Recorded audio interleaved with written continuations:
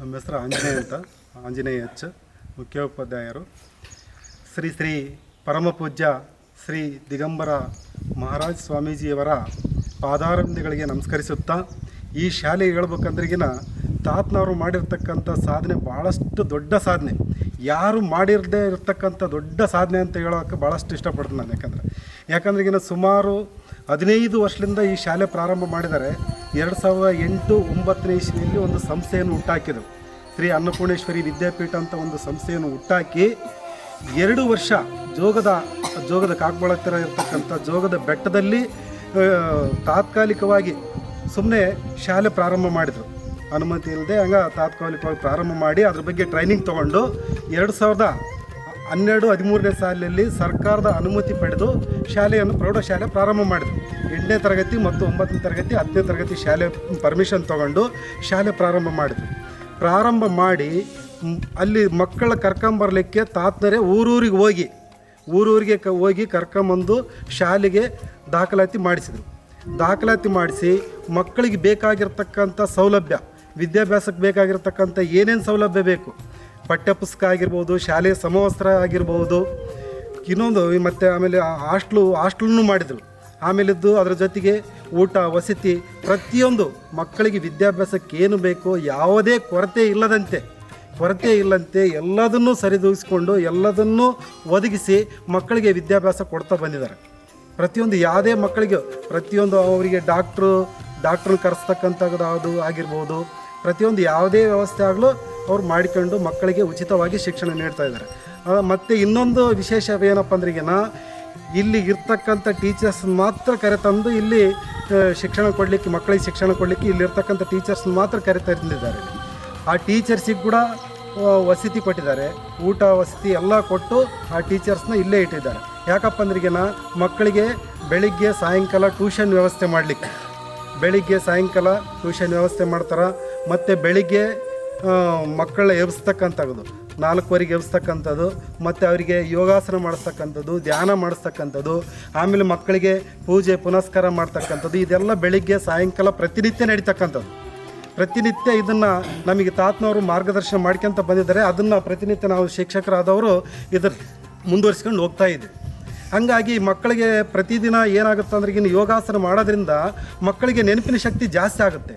ಆದ ಕಾರಣದಿಂದ ತಾತನವರು ಪ್ರತಿ ಊರಿಗೆ ಹೋದಂಗೆಲ್ಲ ಏನು ಹೇಳ್ತಾರಪ್ಪ ಅಂದ್ರಿಗಿನ, ನಮ್ಮ ಮಠದಲ್ಲಿ ಬೆಳೆಸ್ರಿ, ನಿಮ್ಮ ಮಕ್ಕಳನ್ನ ಕಳಿಸ್ಕೊಡ್ರಿ, ಯಾಕಂದ್ರಿಗಿನ ನಿಮ್ಮ ಮಕ್ಕಳಿಗೆ ಒಂದು ಒಳ್ಳೆಯ ಶಿಕ್ಷಣ ಕೊಡ್ತು ಅಂತ ಹೇಳ್ತಾರೆ.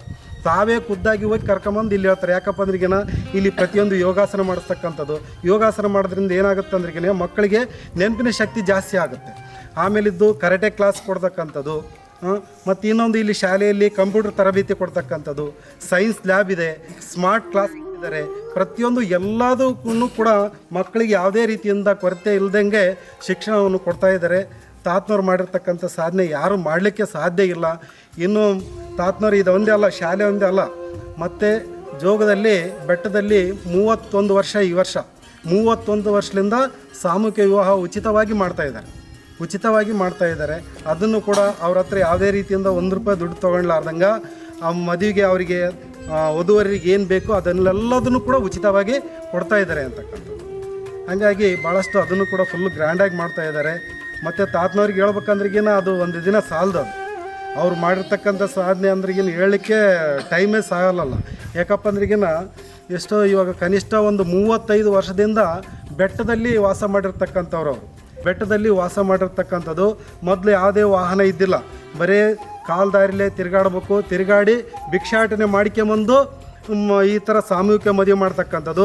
ಮತ್ತು ಇತ್ತೀಚೆಗೆ 15 ವರ್ಷದಿಂದ ಆ ಭಿಕ್ಷಾಟನೆ ಮಾಡಿರ್ತಕ್ಕಂಥದ್ದು ದುಡ್ಡಿನಿಂದನೇ ಕಾಳು ಕಡಿ ಧಾನ್ಯ ಯಾವುದೇ ಇರ್ಬೋದು, ಆ ಭಿಕ್ಷಾಟನೆ ಮಾಡಿನೇ ಮಕ್ಕಳ ಸಾಕ್ತಕ್ಕಂಥದ್ದು. ಇವಾಗ ಭಿಕ್ಷಾಟನೆ ಮಾಡಿ ಇದರಿಂದ ಯಾವುದೇ ಆದಾಯ ಇಲ್ಲ, ಯಾವುದೇ ಒಂದು ಸೋರ್ಸ್ ಯಾವುದೂ ಇಲ್ಲ.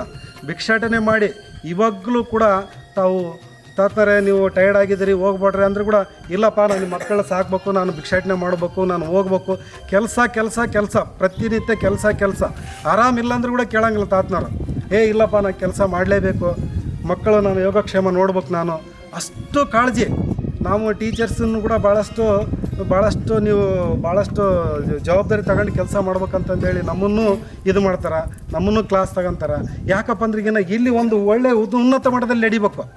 ಭಾಳಷ್ಟು ಇನ್ನೊಂದು ಹೇಳ್ಬೇಕಂದ್ರೆ ಭಾಳಷ್ಟು ಮಠಗಳು ಜಾತಿ ಆಧಾರದ ಮೇಲೆ ನಡೀತಕ್ಕಂಥವು. ಆದರೆ ಇಲ್ಲಿ ಈ ಮಠದಲ್ಲಿ ಯಾವುದೇ ಜಾತಿ ಭೇದ ಇಲ್ಲ ಅಂತಕ್ಕಂಥದ್ದು, ಯಾವುದೇ ಜಾತಿ ಭೇದ ಇಲ್ಲ. ಎಲ್ಲ ಧರ್ಮದವರು ಬರ್ತಾರೆ, ಎಲ್ಲ ಜಾತಿ ಜನಾಂಗದವರು ಎಲ್ಲರೂ ಬರ್ತಾರೆ ಅಂತಕ್ಕಂಥದ್ದು. ಇಲ್ಲಿ ಯಾವುದೇ ಭೇದ ಭಾವ ಇಲ್ಲ. ಎಲ್ಲವರು SC ST ಜನಾಂಗದವರೇ ಜಾಸ್ತಿ. ಇಲ್ಲಿ SC ST ಜನಾಂಗದವರು ಇದ್ದಾರೆ, OBC ಅವರೇ ಇದ್ದಾರೆ, ಎಲ್ಲರೂ ಇದ್ದಾರೆ. ಇಂಥವ್ರು ಅವ್ರು ಹೆಚ್ಚು ಇವ್ರು ಅಂತಕ್ಕಂಥದ್ದು ಭಾವನೆ ಇಲ್ಲ. ತಾತನರ ಹತ್ರ ಎಲ್ಲ SC ST ಜನಾಂಗದವರು ಅವರೇ ತಾತನರ ಹತ್ರ ಹೋಗ್ತಾರೆ, ಅವರೇ ಪೂಜೆ ಮಾಡ್ತಾರೆ. ಎಲ್ಲ ಪ್ರತಿಯೊಂದು ಯಾವುದೇ ಭೇದ ಇಲ್ಲ. ಆದ ಕಾರಣದಿಂದ ದಯಮಾಡಿ ಹೇಳ್ಬೇಕಂದ್ರವ ಇಂಥ ಶಾಲೆಗೆ ನಾವು ಇಲ್ಲಿ ನಮಗೊಂದು ಒಳ್ಳೆಯ ಸ್ಥಾನ ಕೊಟ್ಟಿದ್ದಾರಲ್ಲ, ತಾತನವ್ರು ನಮಗೆ ಒಳ್ಳೆಯ ಸ್ಥಾನ ಕೊಟ್ಟಿದ್ದಾರೆ. ನಾವು ಭಾಳಷ್ಟು ಅದೃಷ್ಟವಂತರ ಅಂತ ಹೇಳಕ್ಕೆ ನಾನು ಭಾಳ ಇಷ್ಟಪಡ್ತೀನಿ. ಇಲ್ಲಿ ಬಂದಿರತಕ್ಕಂಥ ಮಕ್ಕಳು ಕೂಡ ಇಲ್ಲಿ ಬಂದಿದ್ದಾರಲ್ಲ ಈ ಪುಣ್ಯ ಸ್ಥಳಕ್ಕೆ ಭಾಳಷ್ಟು ಅದೃಷ್ಟವಂತರು. ಇದು ಯಾವತ್ತಿದ್ರೂ ಇವ್ರಿಗೆ ಫಲ ದೊರೆಯುತ್ತೆ ಅಂತಕ್ಕಂಥ ತಾತನರ ಆಶೀರ್ವಾದದಿಂದ ಯಾವತ್ತಾದರೂ ಫಲ ದೊರೆಯುತ್ತೆ ಅಂತಕ್ಕಂಥ ಒಂದು ನಂಬಿಕೆ ನಮಗಿದೆ. ಆದ ಕಾರಣದಿಂದ ತಾತನರ ಆಶೀರ್ವಾದ ಯಾವಾಗಲೂ ನಮ್ಮ ಮೇಲೆ ಇರುತ್ತೆ. ಇನ್ನೊಂದು ವಿಶೇಷವಾಗಿ ತಾತನರ ಸಾಧನೆಯನ್ನು ಯಾರು ಮಾಡಲಿಕ್ಕೆ ಸಾಧ್ಯ ಇಲ್ಲ, ಅದನ್ನು ತಾತನರು ಮಾಡ್ತಾ ಇದ್ದಾರೆ. ಇದು ಹಿಂಗೆ ಮುಂದುವರಿಯುತ್ತೆ. ಈ ಮಕ್ಕಳು ಕೂಡ ಇನ್ನು ಭಾಳಷ್ಟು ಜನ ಬಂದರೆ, ಎಷ್ಟೇ ಜನ ಬಂದರೂ ಕೂಡ ಆ ಮಕ್ಕಳ ಸಾಕ್ತಕ್ಕಂಥ ಒಂದು ಸಾಮರ್ಥ್ಯ ತಾತನವರು ಹೊಂದಿದ್ದಾರೆ. ಆದ ಕಾರಣದಿಂದ ದಯಮಾಡಿ ಯಾವುದೇ ಹಳ್ಳಿಯಿಂದ ಆಗಿರ್ಬೋದು, ಯಾವುದೇ ಆಸಕ್ತಿ ಹೊಂದಿರತಕ್ಕಂಥ ಮಕ್ಕಳಾಗಿರ್ಬೋದು, ಈ ಶಾಲೆಗೆ ಸೇರಿಸಿ ಒಂದು ಉನ್ನತ ಶಿಕ್ಷಣವನ್ನು ಪಡ್ಕೊಂಡು ಹೋಗಲಿ ಅಂತಕ್ಕಂಥ ಒಂದು ಮನವಿ ತಮ್ಮಲ್ಲಿ ವಿನಂತಿಸ್ತೀನಿ.